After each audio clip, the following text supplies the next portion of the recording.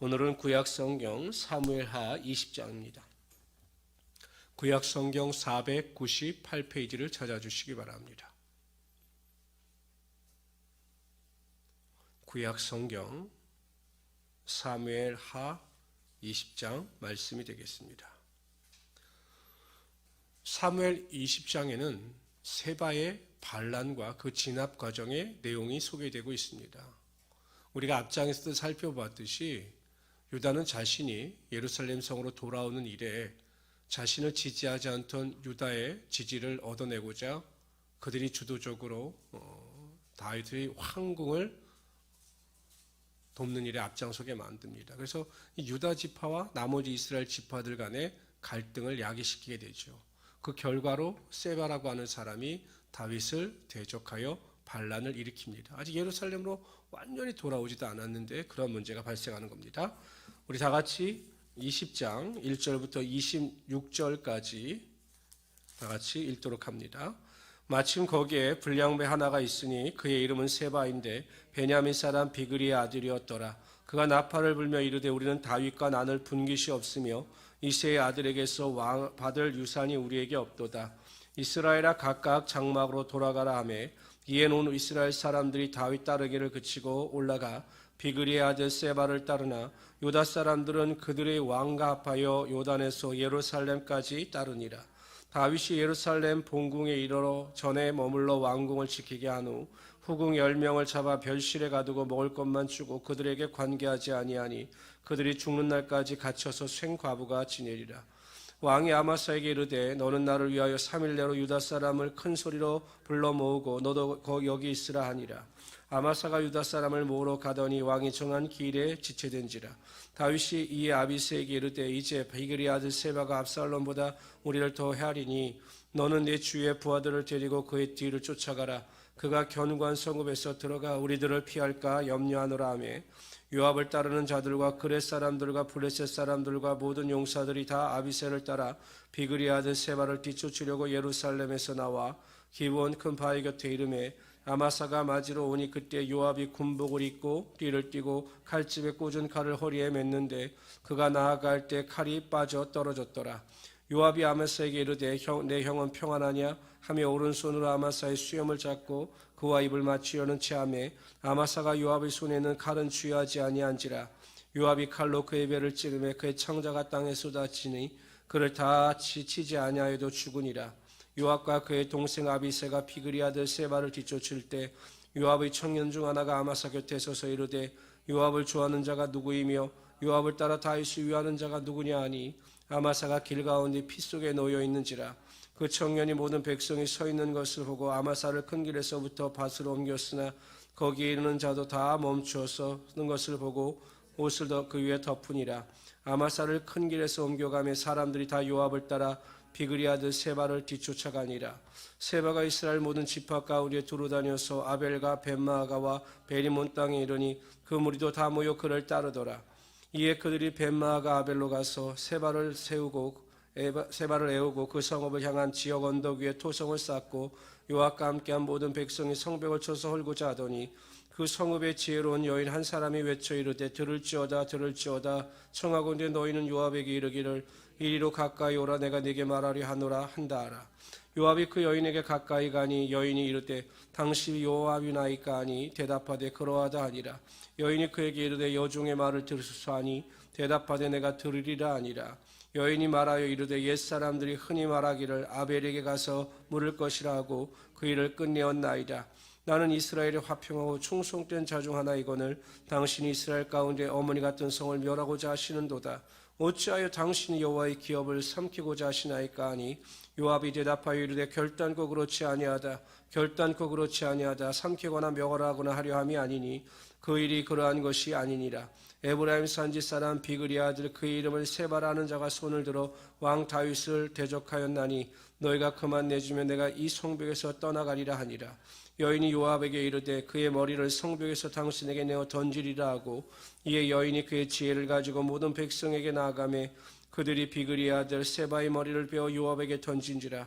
이에 요압이 나팔을 불매 무리가 흩어져 성읍에서 물러나 각기 장막으로 돌아가고 요압은 예루살렘으로 돌아와 왕에게 나아가니라. 요압은 이스라엘 온 군대의 지휘관이 되고 여호야다의 아들 분하야는 그렛 사람과 블레셋 사람의 지휘관이 되고 아도람은 감역관이 되고 아일롯의 아들 여호사밧은 사관이 되고 스와는 서기관이 되고 사닥과 아비아달은 제사장이 되고 야일 사람이라 다윗이 대신이 되니라. 아멘. 오늘 이야기 속엔 중요한 사람, 세 사람의 이야기가 나오고 있습니다. 첫 번째는 세바입니다. 이 세바는 반란을 주도한 사람입니다. 물론 이 반란을 주도한 사람은 세바이지만 이 세바의 반란이 일어나는 과정 속에서는 하나님을 향한 다윗을 향한 하나님의 예언이 있으셨습니다. 그 밧세바의 범죄 이후 다윗에게 하나님께서는 이렇게 말씀하셨습니다. 사무엘하 12장 10절에 보면 이제 내가 나를 없인 여기고 햇사람 우리아의 아내를 빼앗아 내 아내로 삼았은즉 칼이 내 집에서 영원토록 떠나지 아니하리라. 이러한 일로 인하여 세바의 반역이 일어나고 다윗은 큰 고통을 당하게 됩니다. 오늘 우리가 주목해야 될 것은 이 세바의 출신입니다. 베냐민 출신이죠. 그러니까 사울 왕의 지파입니다. 그래서 세바는 다윗이 사울 왕을 패하고 왕이 되었다고 생각하여 그에 대하여 좋은 감정이 없었던 것으로 보입니다. 그래서 틈틈이 기회를 엿보다가 다윗의 황궁과 관련하여 자신들이 소외되는 것을 계기로 해서 큰 반란을 일으킨 것입니다. 그런데 세바가 망각한 것이 있죠.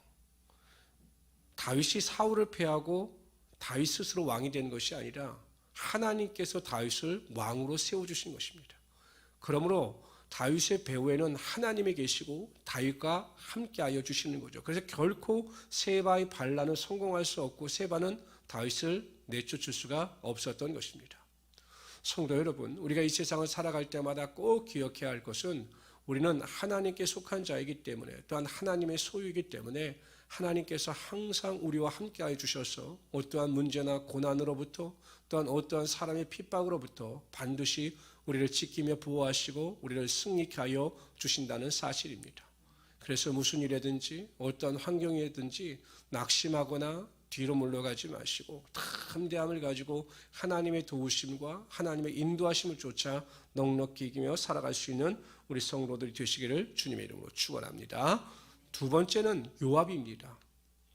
그는 아마사를 죽였습니다. 이 아마사는 압살롬의 군장이었지만 다윗이 요압을 견제하기 위해서 자신의 오른팔과 같이 여긴 자입니다. 전쟁에 내보냈지만 제대로 그 일을 수행하지 못해서 오히려 요압과 아비새를 대신 출전시킵니다. 그래서 요압이 왕의 허락도 받지 아니하고 이 아마사를 살인하고 말았습니다. 그런데 이 요압은 정말로 기회주의자였고 자신의 안위를 위해서 사람의 생명마저도 귀한 것으로 여기지 않는 자였습니다. 그런데 생명은 하나님께 속한 것입니다. 모든 생명의 주권자는 하나님이신 겁니다. 그래서 살인하는 자는 하나님께서 반드시 그를 죽으신다라고 말씀하신 거죠.